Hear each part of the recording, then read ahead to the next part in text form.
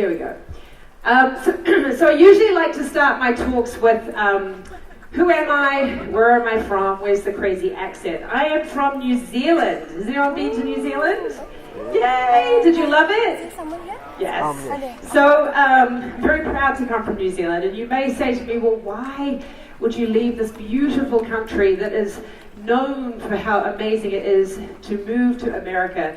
In my case, when I was in my 20s. Well, sorry you guys, I'm clicking and it's not. Because New Zealand is full of sheep. There are 5 million people and 50 million sheep. So when I was growing up there, it's like, I'm gonna have to move beyond the sheep if I'm gonna get my career going, right? Click. I'm just gonna say click every time I need it to move. But what you may not know is New Zealand is also a nation of amazing pioneers. So I'm going to tell you some great stories today. Does anybody know who the man on the left of the chart is? Anybody? It's Sir Edmund Hillary. He was the first man to climb Mount Everest. That's pretty amazing, yeah? And does anyone know who this woman is on your right-hand side? Her name, ladies, is Kate Shepherd, and she led the suffragette movement. New Zealand was the first country in the world to give women the vote. Isn't that amazing? 1892. So that really tells you about how progressive we were as a country, and I feel very lucky to have been raised in that kind of environment. Awesome, and here's another clicker. Thank you so much. So, we are also a country that is passionate about sports. So when I was a child growing up, I remember watching the Olympics in Los Angeles in 1984. Does anybody watch the Olympics in here? You guys know? So I was very proud that it was the first time in our country's history we did really well. We won 11 medals, which is huge for us because we only had 5 million people. And every sport that we won a medal in was a sport that involved sitting down. Does that sound weird to you? But it's true. Look at the pictures. So we won in kayaking, canoeing, rowing, sailing, cycling, and horse riding. How cool is that? Do you guys think that's amazing? I do. So I look back and I think, what can we learn from this lesson of this tiny little country that overperformed based on the fact that we were picking sports like sitting down? So I share the story because I do think as business people, there is something that we can learn from that. And that is it takes extreme focus to achieve extraordinary results. Just like those little Kiwis who focus just on sitting down sports, I've noticed that these amazing brands that I've been lucky enough to work with in my career all have something in common. And that is that they really focus on what they stand for, who they are targeting, and they don't get distracted by all of the sort of new shiny technologies that are in the marketplace. So you can see I've been lucky in my career to work for Virgin, for Nike, for Gatorade, for these great global brands. And that is what a lot of them have in common. And it's important, especially when the landscape is rapidly changing. I love the fact that here today, we are having an entire conference about disruption because everywhere we turn, we are getting disrupted. And it's easy as business people to get distracted by new trendy kind of technologies and not to know that we have to really, really stick to our focus and play our own game. So, who would we rather be? If you think about yourself as someone who's a leader or in business, would you rather be the established player in the category who's defending the past and holding on to what they used to do, but they get disrupted by these new players? Or you could be that startup disruptor who has a breakthrough idea that's absolutely amazing and takes off, but they don't have the strong foundations that are a really successful company to ground them? Or would you like to be the category leader who constantly reinvents themselves to take their business and their category to the next level? Who do you think you'd like to be, the third one? Yeah, I think so. But that, it seems to me, in the world we live in now, is what we all need to do. Because today's reality We are all technology companies, so for those of you in the room like me who are over the age of 40, it is not okay to just accept that your younger employees will understand technology better than you will. You have to get in there and figure it out yourself, because we are all technology companies, and that is the grounds on which we compete. Number two, competitor lines are blurring. So I think back to when I worked at Nike. This is back in around 2000. In those days, we thought of our competitors as Adidas and Puma. Today, I look at Nike and they're competing with fitness companies like me who are putting on fitness classes. Like, the lines have blurred in terms of how we're competing with each other. And then most importantly, needs are evolving faster than we are. And what I mean by that is, think about yourselves. If you came into the conference today and had to stay in a hotel, you might show up to the hotel and say, gosh, I wish I could just order room service before I checked in to make it more convenient, right? You're thinking of these things before the company may have even thought of it. You are thinking ahead of the companies that are serving you. So as a company, you have to really, really get uncomfortable and get disruptive and allow your employees to do it for you. So, in my view, to win in this kind of economy and stay ahead, you're going to have to go extreme. So, I had the great pleasure of writing a book that came out about a year ago, where I basically interviewed 25 of some of the world's most really interesting leaders to understand what is it about them that has enabled them to consistently stay at the top of their game. And then I compared that to the great brands that have really inspired me to see if there were themes that came together. And what I learned is that yes, indeed, there were. And you can see some of the people that I interviewed on the board here, you know, including Condoleezza Rice, who was the former Secretary of State of the United States. You see Bodie Miller, who is one of the greatest global downhill skiers of all time, so athletes through to artists, Mr. Cartoon, who's a very famous tattoo artist. And what these people all have in common is they don't just get successful, they stay successful, just like those great brands that I talked about earlier. So from interviewing them and spending years researching, what I discovered was this framework that I call being extreme you. So it starts with you, the leader, you, the individual, totally understanding what is it about you that makes you unique, that really excites you when you get up in the morning, that really plays into your amazing set of skills, and how do you play that to your extreme? That is you at your extreme.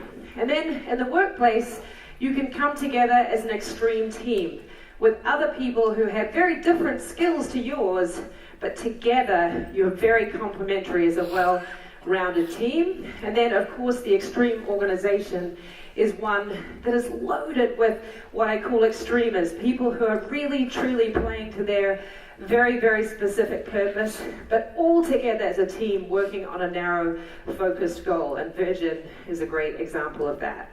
So does that make sense to you guys? Yeah, as a framework? So I'm going to go through on that basis and explain to you 5 lessons that I've learned that you can apply to both yourself and the brands and businesses that you work at. And I'm going to start with the first one, which is my favorite: make failure your fuel. So hands up in the room, put your hand up if you love failing.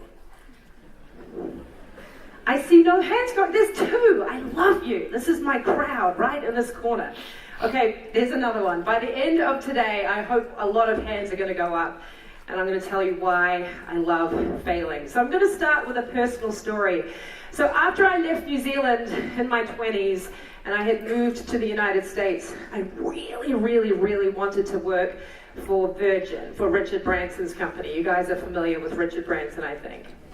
And I went out of my way to figure out how to get an interview and get a job. And I finally moved to the East Coast of the United States and got offered the job at Virgin Atlantic Airways, and it was the best thing that ever happened to me. I'm 26 years old, I'm working for this airline, and it's amazing. And I end up doing this great promotion for the airline where we actually partnered with the Austin Powers movie, and I ended up hanging out with Richard Branson. I mean, how amazing is that, right? I'm 26. I came from the land of sheep, don't forget. And I'm hanging out with Richard Branson. I think life is pretty amazing. So after that, I was doing so good that I got promoted and shifted to a different division. And that was Virgin Megastores. Now, I don't think we ever had Virgin Megastores in Malaysia, but do you guys remember those amazing, wonderful days when we used to buy music on metal things that went round in a circle and you went and bought them at a retail store? That's what Virgin Megastores were. It was a store that sold CDs and DVDs.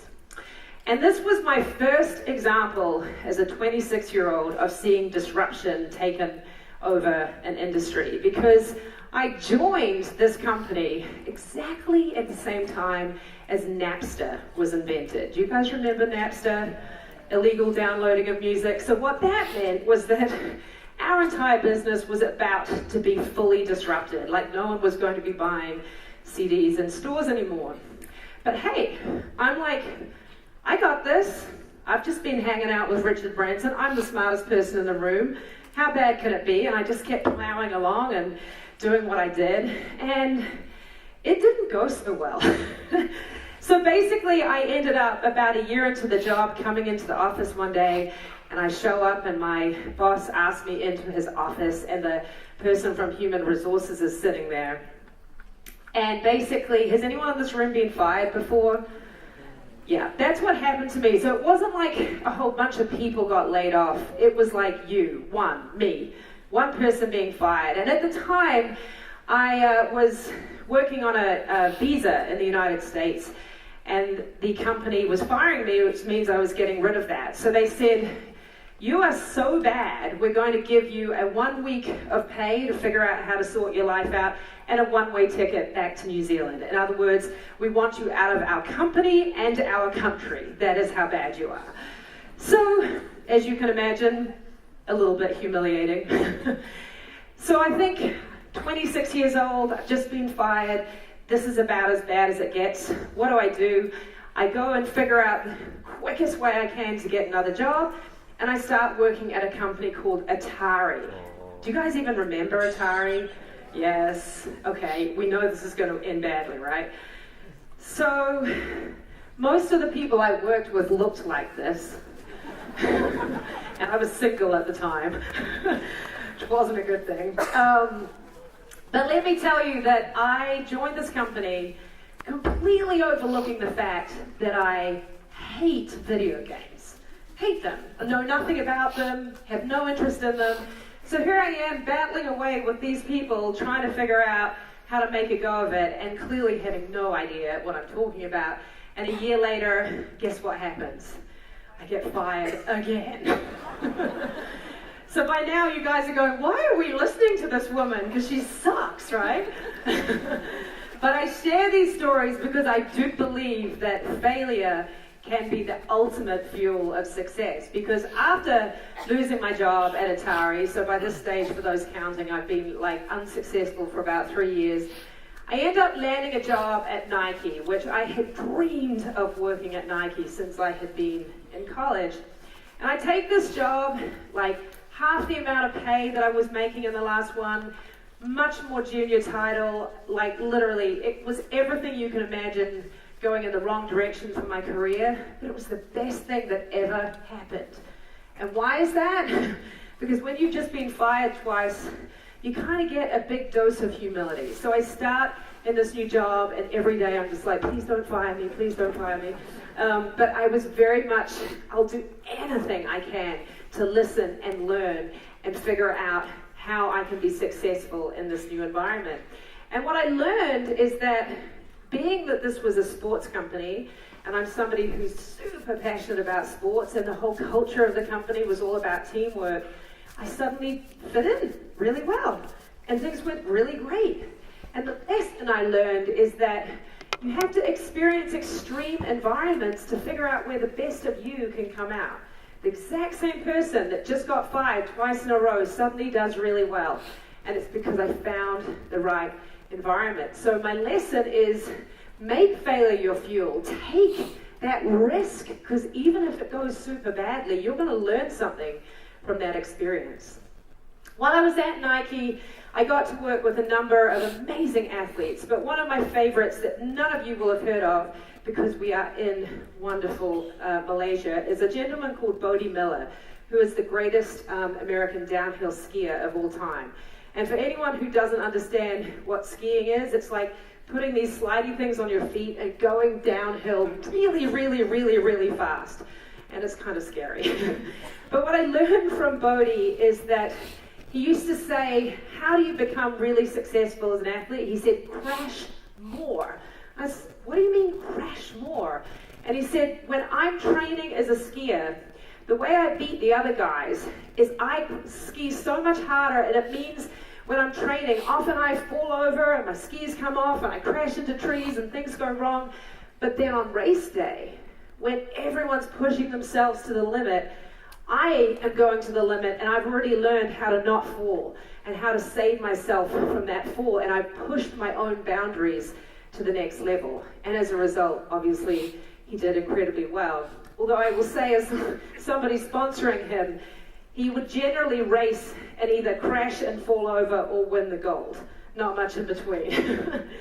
But he has a really great mentality around pushing yourself out to the next limit, because that is where your own potential lies. And I'll show you a great video that brings his attitude to life here.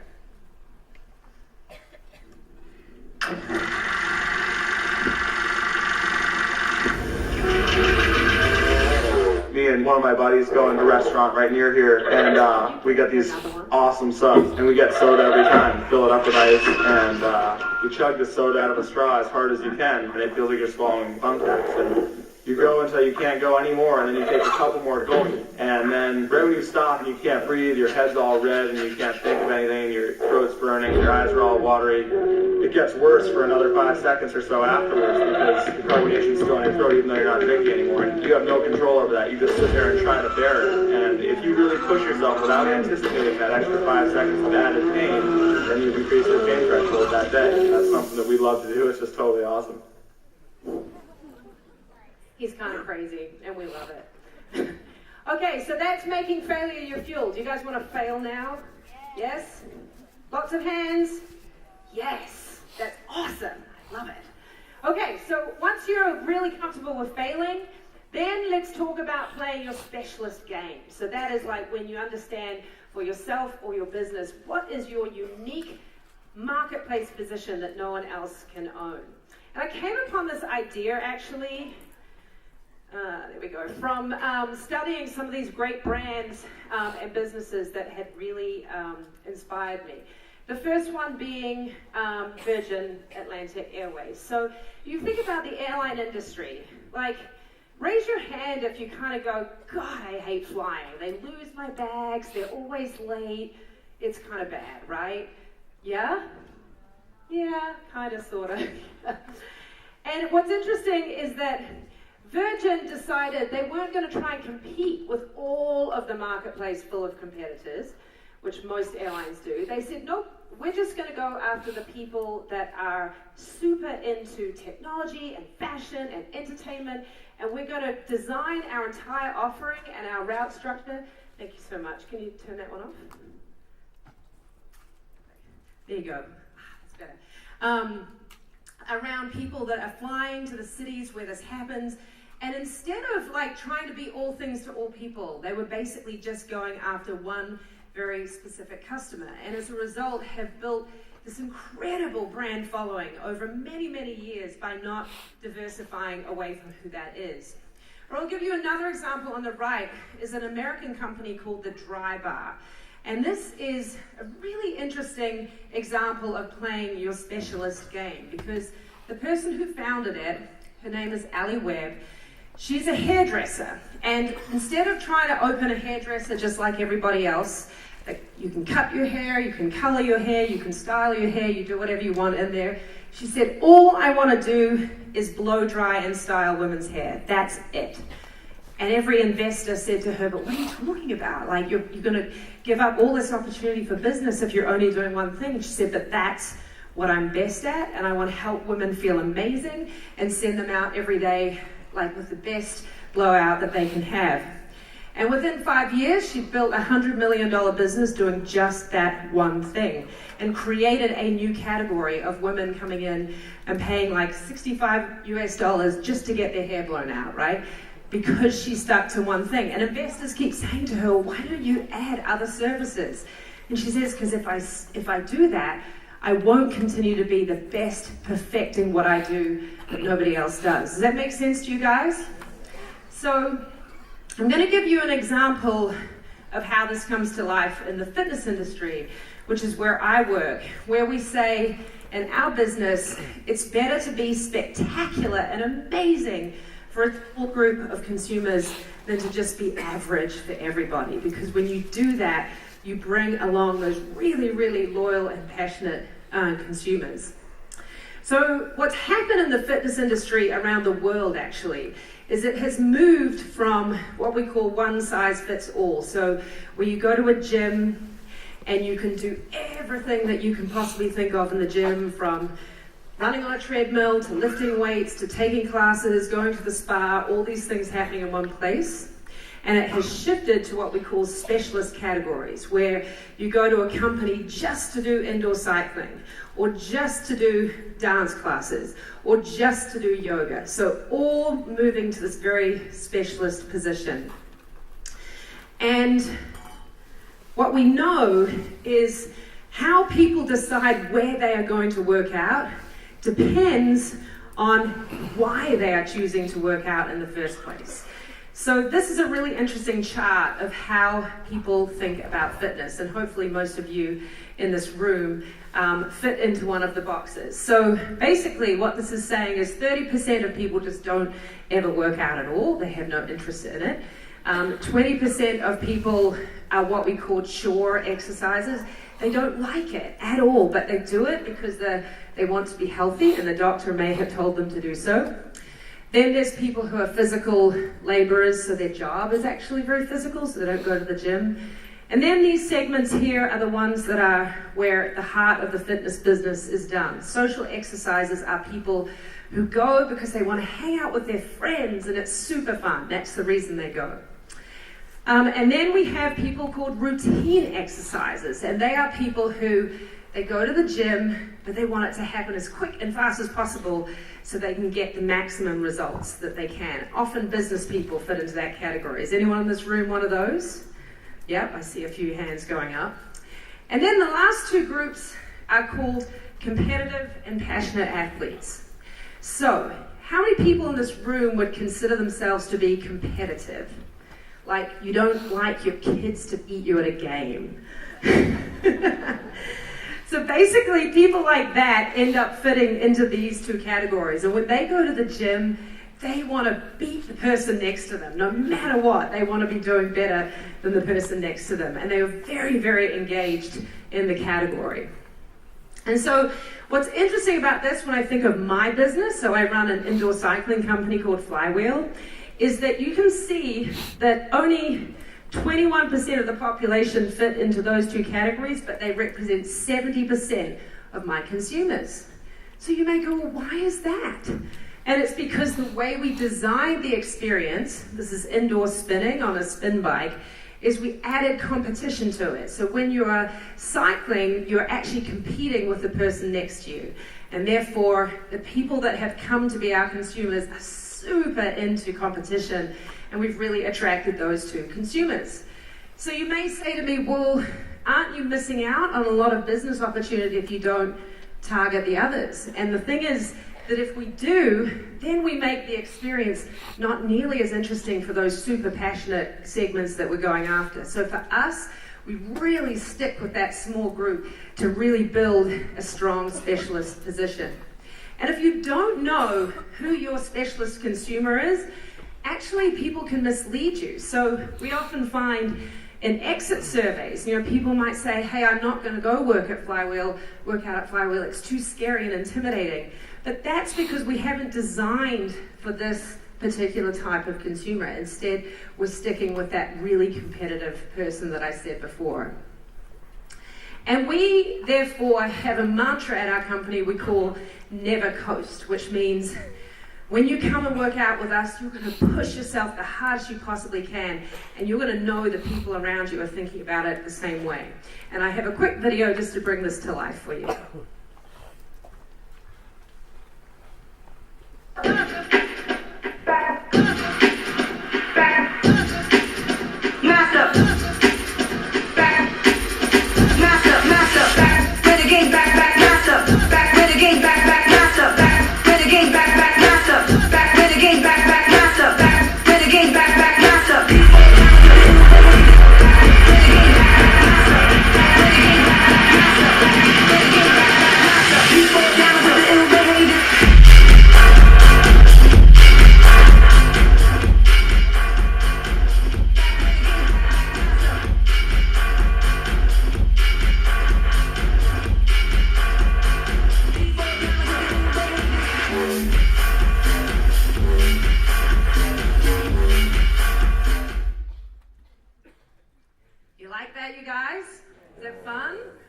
So that's the kind of people that work out with me, and it gives you a real example of who we appeal to. Okay, so we've talked about making failure your fuel, and we've talked about playing your specialist game, so really understanding who you are and staying really true to the people you're serving. So now I'm going to talk about changing the game. When you know how to do those first two things, how do you make the entire business world basically get onto your playing field so that you really have the strong position? And I'm going to give you an example of the Gatorade turnaround. I believe Gatorade seems to be a reasonably popular brand here in Malaysia, yeah? Yes. You guys awake? Just checking. I will make you do star jumps if you fall asleep. Anyway, I'm going to tell you the story about Gatorade, which is interesting. So this is a brand that actually invented the sports drink category back in the 1960s. So it was the original player in the category, and it was designed to help people that were working out not get dehydrated. So if you're working out in the hot temperatures like here, I went for a run here this morning and it's super hot. If you drink Gatorade, that makes sure that you get all of those electrolytes back into your system and you don't get dehydrated. So it's a very scientific and very credible product. And about 40 years into its history, now it is in the business world and it is fighting and competing with a brand called Powerade, which if anyone's watching the World Cup right now, do I have any fans out there? Yes, you're seeing Powerade ads everywhere, which is the same product but owned by Coca-Cola Company, and Gatorade is owned by the Pepsi-Cola Company. And basically, at the time I joined Gatorade, these two companies were going just head-to-head competing with each other, doing the exact same thing, and that was it. And so this was like a $7 billion category in the US, or $6 billion, of which Gatorade owned about 70 to 80% market share, and they were competing with Powerade for that last 20%, and that was it. And here's the problem. The entire business was going down. And when you're a $5 billion business, that's not a good look. When you're losing 10, 15, 20% every year, that's a lot of revenue, and it's a pretty scary place to be. So after I had joined the company, and about probably 6 to 8 months into my time there, the Great Recession happened and the business really, really went downhill, and literally it looked like basically I had caused all of that. And so I still remember at the time the Wall Street Journal, which is our big business newspaper in the United States, writing a great story about how basically the holding company was so stressed out about how bad the Gatorade business was doing. It may as well have said Sarah Robb O'Hagan just totally broke Gatorade. I mean, that's really what it said. But what happens is when things get really bad and you've got nothing to lose, you can play your own game, right? Because we were in steep declines. And at that stage, I remember thinking to myself, well, I'm going to get fired again, or we're really going to figure out how to play this game on Gatorade's own terms. And that is basically what we did. And so we went and spoke to what we call decliners, people that used to drink Gatorade but didn't anymore. And here's what we learned, is that none of them played sports anyway. they were actually drinking Gatorade, typically like on the couch watching TV, sometimes the morning after they'd been out drinking other kinds of beverages. I hear that happens in this country, I've been told. And so they were not athletes and they weren't using the product the correct way. And because we were in a recessionary time in the United States, they're like, I can't afford this product anymore, so I'm not going to use it. Meantime, athletes, when we went and spoke to them, would say, I totally love Gatorade and I wish you would make more products because I do more than just sweat, right? So this insight told us we had a real opportunity for change. Instead of just continuing to chase these people that were declining from the franchise, how could we bring more revenue in with the true specialist consumers that we had served all along? And so we did a global study of the global sports nutrition market. And what we learned is that you can see on the slide here, there's a tiny sliver called sports drinks, which is about 4.7 billion, 5 billion. And that is the sliver that Gatorade and Powerade had been battling over, right, for the last 5 years and basically driving each other downwards in terms of profit margins. Meantime, the entire chart is about an $80 billion opportunity. And what it's made up of is when you go around the world and you talk to people who are doing marathons and triathlons and field hockey and squash and all these great sports, and you say, what do you eat before, during, and after exercise? And you see this huge opportunity. And they're consuming everything from fresh fruit to, let's see, in Brazil, they might be having bananas. In Mexico, they might be having fish tacos, like all sorts of different foods to get carbohydrates and proteins into their body. And so what we suddenly realized is, why are we battling over this small little sliver when we could actually go and generate a lot more opportunity by serving more products? And sure enough, conventional wisdom had been that we're just a drink and that's all we can be. But to be disruptive and think disruptively, we realized we had to say, we are actually a sports fuel company. And that can be anything that you put into your body before, during, and after exercise. And therefore you can see this huge new line of products that we created that went after those athletic people, but served them in many more ways than just the sports drinks that we had started with. And as a result, we managed to drive an entire turnaround of the business, and it went on to add another couple of $1 billion of growth actually in the last 5 years, which is an awesome, awesome story. So I'll show you a quick video that brings that to life. Nearly 50 years ago, it began with a simple desire to solve a problem. Athletes needed better hydration to improve their performance. The solution worked. We launched, established, then dominated an entirely new category. Over time, Gatorade got bigger, but not necessarily better.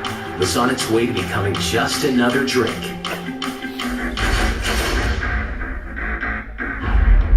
It was time to shake it up, to reinvent the franchise.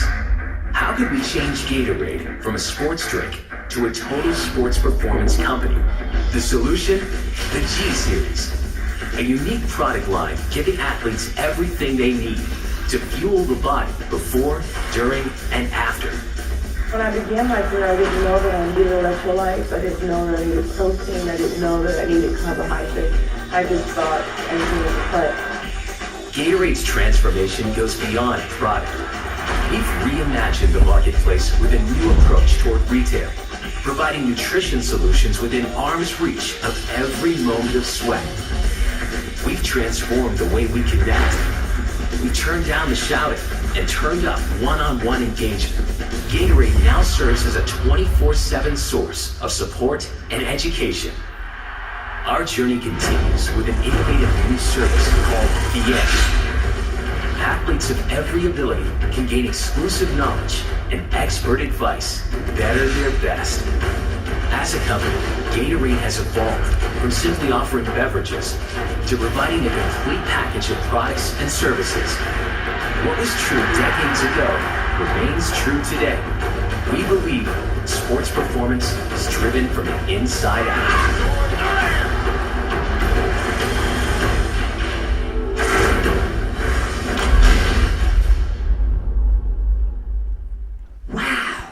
Who wants to go work out with me now?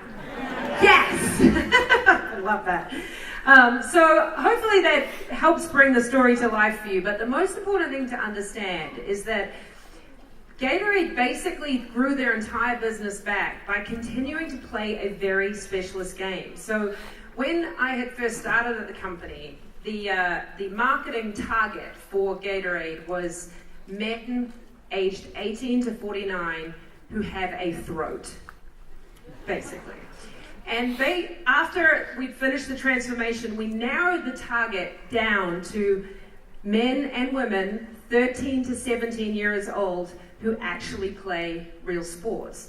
And what happens is, kind of like the flywheel example I showed you, you build so much passion and equity amongst the people who care the most about what you're doing, that they drive the energy, particularly in the social media world, that everybody else hears about, and hence we drove a very healthy turnaround of the business. And people often think, well, don't you need to go wider to attract more customers? But actually, when you go really narrow, you can build a beacon that other people will aspire to follow. So it's a great approach that really, really can work, whether it's a big company or a small one. Okay, so we have 2 more lessons. Number 4 is what I like to call bringing out the extreme in others. Like, that's all of our job as leaders, to get the best potential out of those that are working on teams with us. And I start the story about narrowing your focus, as I've been talking about a lot today, but diversifying your team with a really neat story from Lego. Do you guys have Lego here in Malaysia? Your children play with Lego? Yes. I heard there's a Lego land actually not that far. But I read this wonderful article about Lego's transformation. This is actually about 5 years ago, when their history as a company, for years and years, they had only predominantly sold products to little boys, not girls at all. And if you think about all of us who have children at home, little boys tend to build blocks together, and it was great, and Lego was awesome. But the executives kept going, well, why can't we attract more female consumers? And so they did a lot of ethnographic research with children, and they spoke to these little girls, and they said, why do you not like playing Lego? And the first thing they heard from these little girls is they said, well, the little man with the head, yellow head there, he's ugly. I wouldn't play with him. I don't think I'd be friends with him. I'm like, okay. But then secondly, they started to hear from these little girls that for them, the experience of play was very different to boys. So whereas boys would love Lego because they get a map and a bunch of blocks, and then they put them all together, and you get to the end and you have this amazing creation, and you show your parents and they think it's great.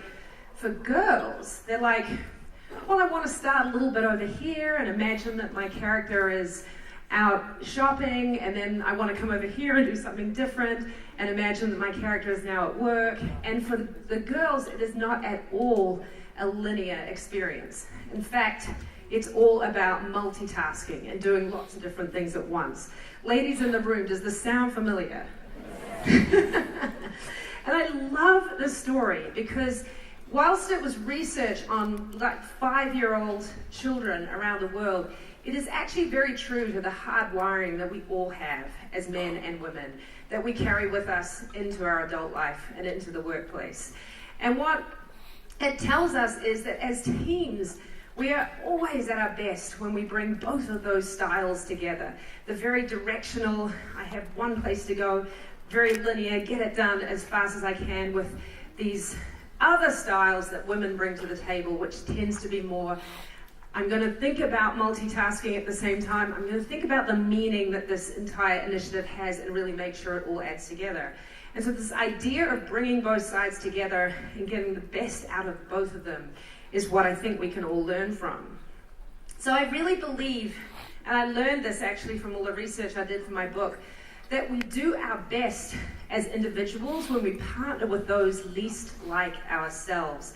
I love this picture actually. It is from a few years ago, the ESPN body issue. So these are all Olympic level athletes. And how beautiful is this picture, because their bodies are so phenomenally different, yet for what their sports are, they're the absolute best bodies that they can be. And it tells you that when you're in the workplace, people who are different from you are different for you for great reasons. And the more that you can learn from them, the more you will make yourself even better. So that might be that somebody else is extroverted, you're introverted. How can you partner together to learn how each other gets information? Or you might be analytical, somebody else might be creative. How can you figure out how to spend more time with that person outside your regular sphere and learn from them? Because that is where you will start to see how together you can do so much more. I also believe as leaders, when we expect more, we will get more from our teams, particularly with the younger generation that we have today around the world who grew up in a very digitally native way. Like, these are the people that can think with their brains far farther than anyone in my age range can. Yet, sometimes we have a tendency to stop them and say, well, they may not have the experience. But if we expect them and empower them to do great things for us, you'll be surprised how far they can run if given the right direction. And this is a great example about how empowering your front lines can really surprise and delight a consumer. So this is an example from the United States of Morton's, which is a very famous chain of steakhouses. And it's a great story that played out on Twitter a few years ago. And it's a man who was a very loyal customer of Morton's. And he was flying from New York to Florida and back in one day. So that's about 3 hours flying, did a few hours of business, and then 3 hours back. So that's a long day for anyone. And he's on the runway in Miami on his way back to New York. And on Twitter, he tweets, "Hey Morton's, can you meet me at Newark Airport with a porterhouse steak when I land in 2 hours? Thanks." Like, thinking there's no way anyone's going to do that, right? And he shows up at the airport, and that is the actual picture of him. Look at his face. Like, he's so excited because the guy with the bow tie from Morton's shows up with the steak. And he cannot believe this happened based on the fact that he sent one tweet, right? And the real moral of this story is most companies, the amount of bureaucracy between somebody seeing that tweet and actually getting a product delivered for free to an airport would be so profoundly hard that it never would happen. But the service culture at Morton's was very much about how do you empower the front lines to surprise and delight customers in a really powerful way. And they knew this guy was very loyal, and if they did something like this, he would talk about it to everyone, which he clearly has. And it's a great example of expecting more from your team. They will deliver more for you. That one little act of great customer service that went viral just because they had the initiative to get it done. So I do believe that this comes from knowing your best employees personally. So when we were younger, I remember when I was at university, we studied this chart. Does everybody remember studying this chart about how great ideas are adopted in the consumer marketplace? When this chart was originally devised, it was actually about how companies market their products and how as consumers we hear about them and we adopt them. And so the people called the innovators are the 2.5% of the population who hear about an idea first and grab onto it, and then they tell others, and slowly but surely it moves down the curve.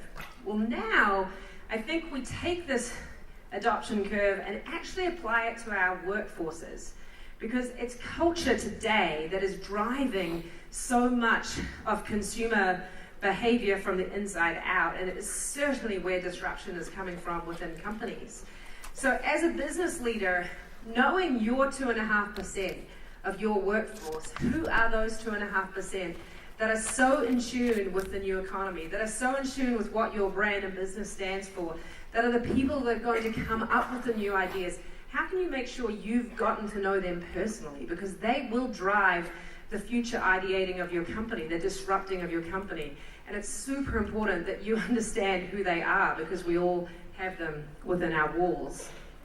So I believe when I think as a CEO of a company about the most important job I have, it's talent management. Like, I think about my employees like somebody who manages a celebrity thinks about their celebrity. For me, I seek the best talent, I sign them into my business, and then service. Like, how do I keep them stimulated? How do I keep them moving forward? And how do I make sure that those ones, the 2.5%, are so excited to bring their ideas into my company?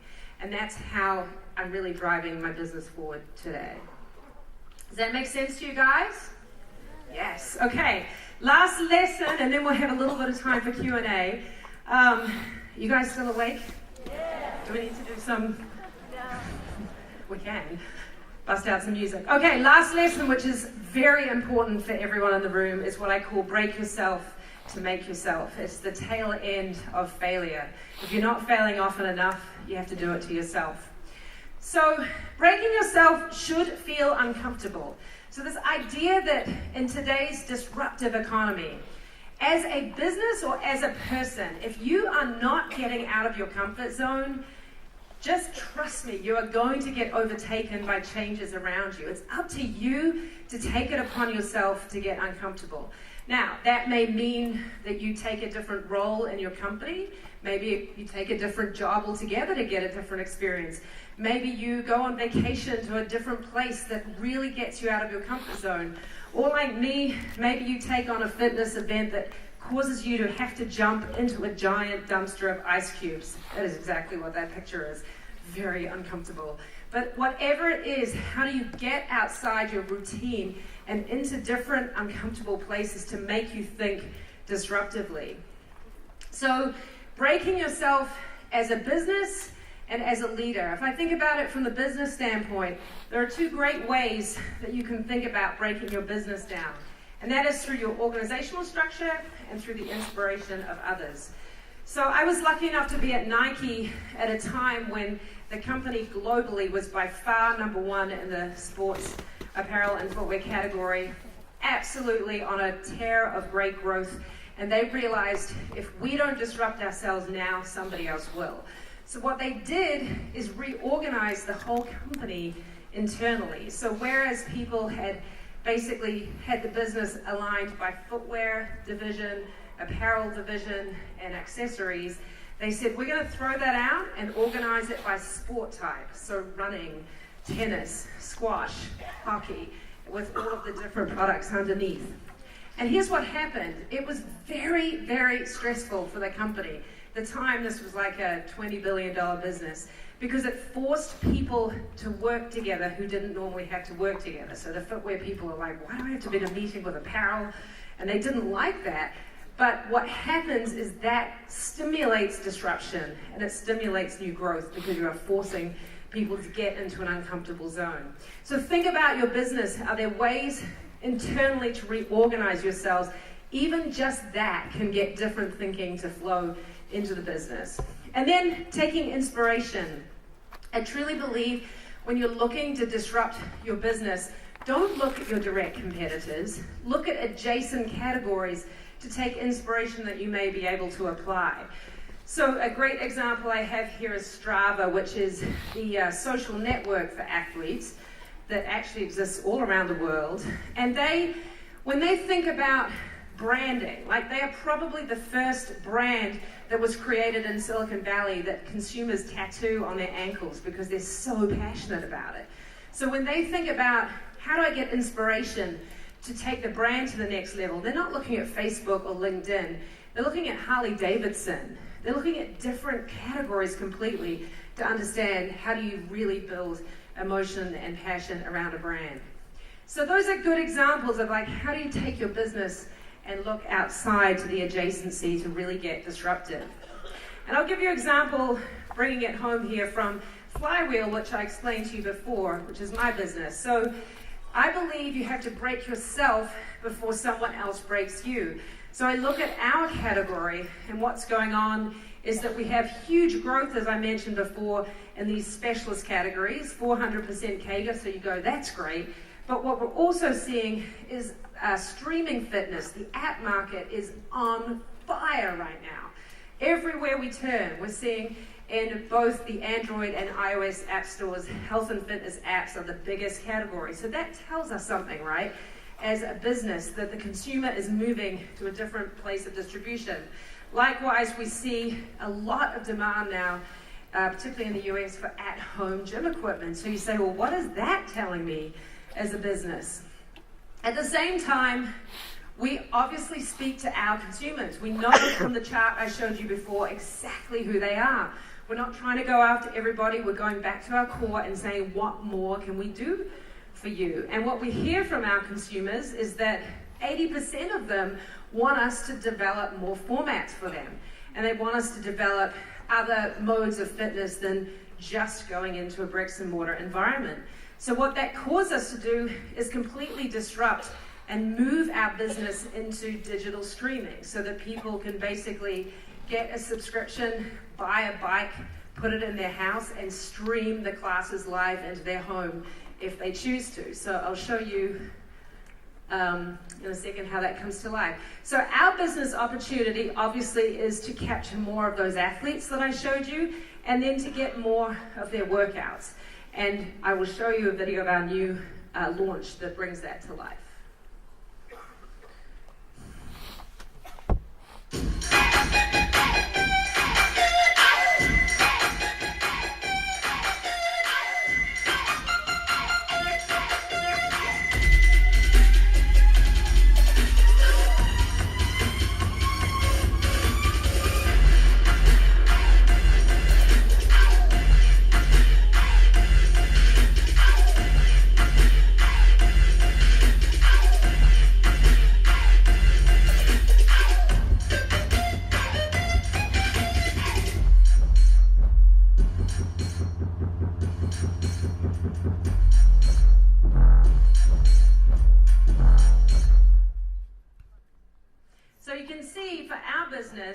We realized that we had to transform through technology, so we're still sticking with a very, very focused positioning and consumer that we're going after, but now we offer it both in a studio environment and streaming, and we've moved from cycling to very, very athletic strength training workouts that complement that cycling, so we're able to get more of the needs of our particular athlete met. And again, because we spend time talking to them going, how can we solve more problems for the athlete instead of waiting for a competitor to do it first?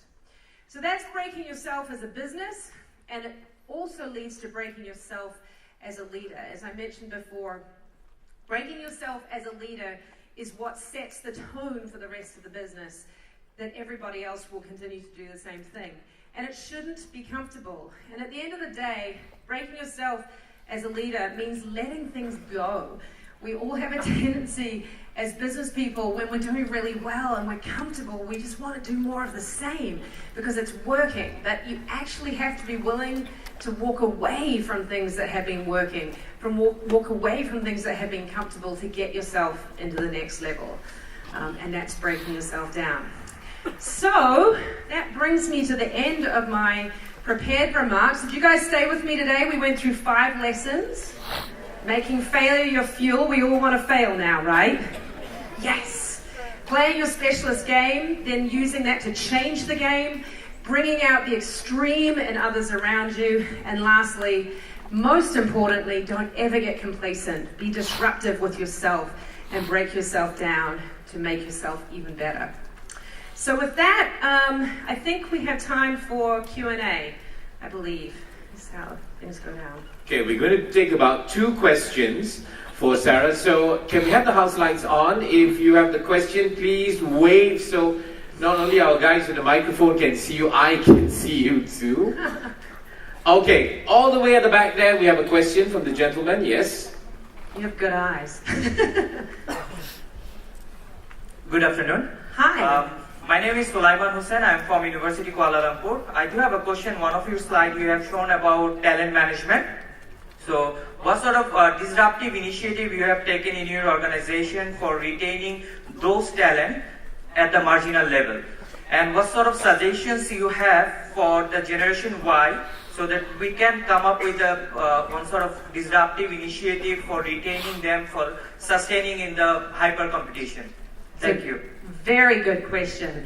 So for those who didn't hear, it was about talent management and what do we do to really make sure that we retain Gen Y, because I think we're all seeing that this is the generation that typically at best stay in a job for maybe a year and then move on. So I think it ties back for me to the notion that I was saying about really expecting more to get more. And I think what we tend to find with our employees in that age range is the more opportunity that we can give them within the company to stretch their legs, the better, more likely that they're going to stay. Now that said, if they're not ready, the worst thing you can do obviously is give them opportunities before they're fully ready. So it's about really helping with a lot of coaching and attention to have them understand where they're at and where they need to be.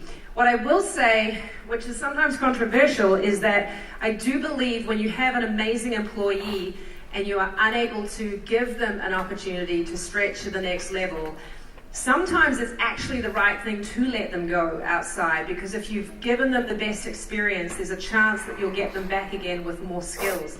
What is a bad play is when you don't give them an opportunity and try to hold on to them, then they get frustrated and they leave in very bad terms. So I hope that helps. One final question, I think all the way from the back. Yeah. Oh, wait, okay. Hi. Hi. Good afternoon. My name is Z and I'm a Malaysian student currently studying in UCSI University. Actually, the question that I want to ask is kind of similar to what he has asked just now.